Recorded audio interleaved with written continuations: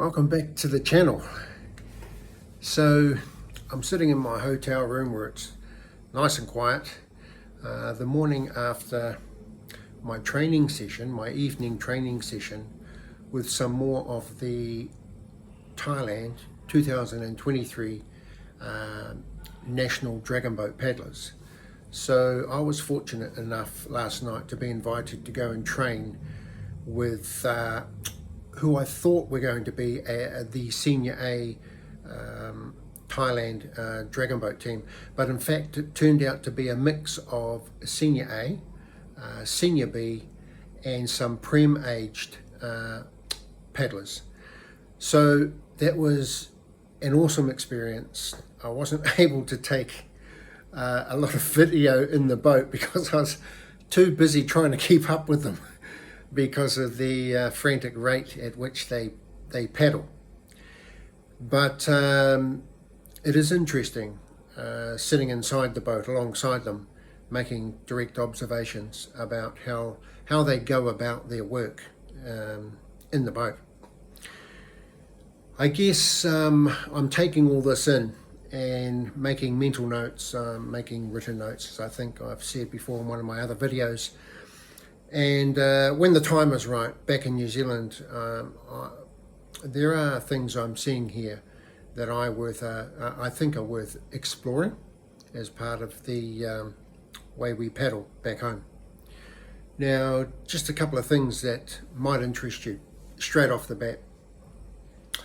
They look at us, by us I mean the Western style of dragon boat paddling, with great interest. In much the same way as we look at them and admire from a distance what they do in the boat and how they go about their work. They consistently mention a couple of Western countries who are nipping at their heels and who they regard as obviously, good competition coming out of the western part of the world. So those teams, and no surprises here, is Canada and the States, USA. So credit to those countries for the leaps and bounds they've made to make inroads into the Asian dragon boat world, who still dominate, by the way. I don't think there's any argument amongst Western countries about who's at the top of the food chain in terms of international dragon boat paddling. It would still be the Asian teams. So I guess the point I'm trying to make here is they are as passionate and as crazy about dragon boating as we are in the Western world, certainly in New Zealand. During one of the breaks last night, some of the guys were pulling out their phones and they were watching dragon boat races. They were watching training clips. I got called over by one of these guys who was watching a Lao dragon boat team, and they were paddling frantically, ridiculous rating. And he was, in his broken English, he was trying to tell me this is how they the Thais paddle as well, very fast. And we know that anyway from watching the videos. But in terms of their passion and their drive and their motivation, it's the same as ours. They simply want to be the best, and they are as nuts about their paddling as we are back home in New Zealand. And there's lots of similarities there in their dragon boat culture compared to ours as well. I guess one of the advantages I am seeing, and this may not come as a surprise to some of you, is they are fortunate enough to be able to get into the boat almost anytime they want to. So at the moment I'm told these pods of national Thailand paddlers around the country are paddling almost every night, if not every night, and sometimes twice a day.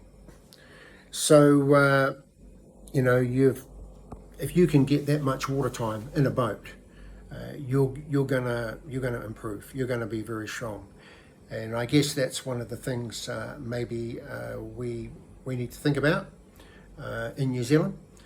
We don't always have access to the boats when we want them, and our seasons, our 4 seasons that we have back home, the weather and the climate, don't always make it possible as well to get into a dragon boat, every day or 3 or 4 times a week. But this is one of the observations I think is worth passing on. Boat time, the boat time that they get is seriously well above what we would probably get back home.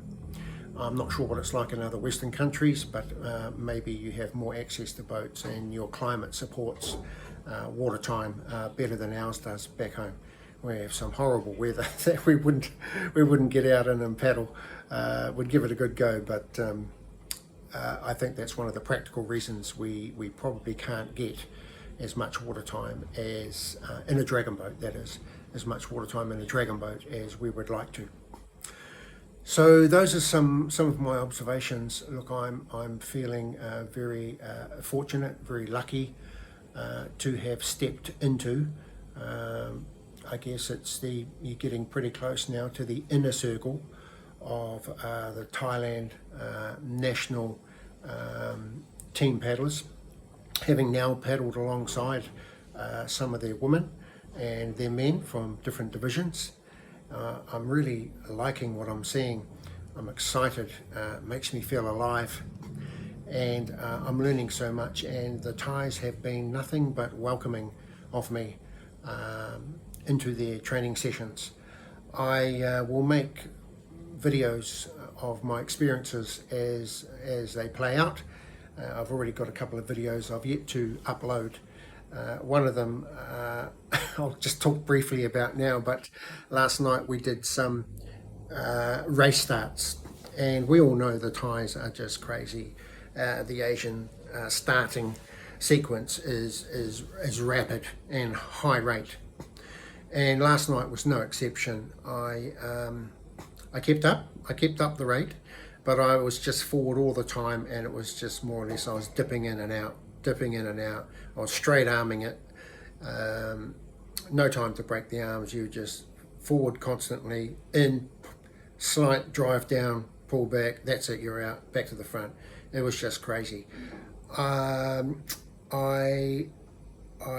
fired up the Metronome app afterwards because I just couldn't get any video. I'm too busy trying to keep up with them. But I fired up the Metronome app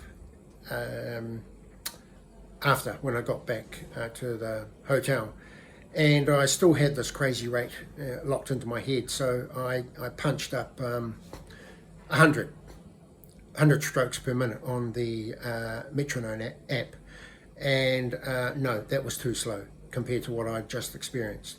So I pushed it up to 110. That was too slow. So I ended up around 120. They were punching out from stroke 1 at the start at 120.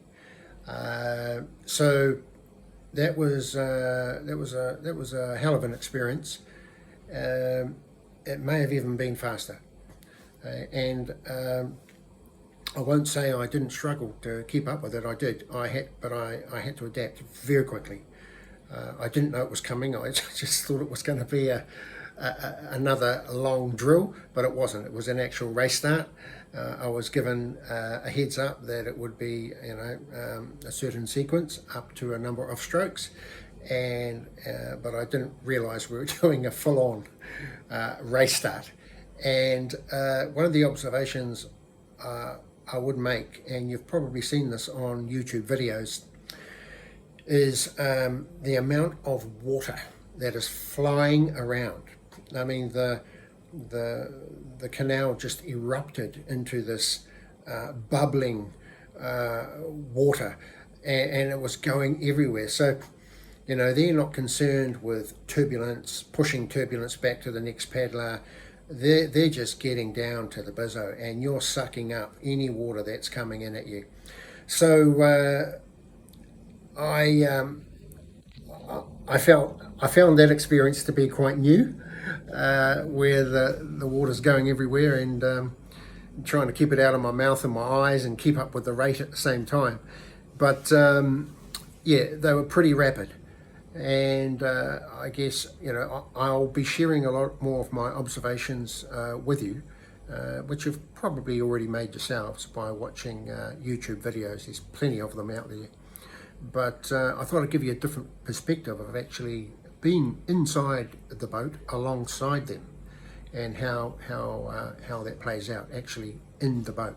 It's just a different angle that some of you may find useful, and you can take on board any of what I'm sharing with you, or maybe you won't. It's up to you. So yeah, I'll make more of these videos, and we're a week out now from, it's Friday here, the week before the NZ team land. I'll make some more videos, and then we're off down to Pattaya to shack up with the squad and go about our business. I'm really looking forward to linking up with the team and getting in the boat again, and seeing what we've got out on the water against some of these other teams. It's pretty exciting, and all the stuff that I'm doing with the Thai teams at the moment is really a bonus. It's for my own information. I'm making some great connections and relationships here. I have a feeling they could prove very useful for both countries in the future, and I'm going to be doing my best to maintain those relationships and those connections. I really feel a part of the Thailand Dragon Boat community right here, and I'm thoroughly enjoying the experience. So catch up again later, and I'll post up some more videos shortly. See ya.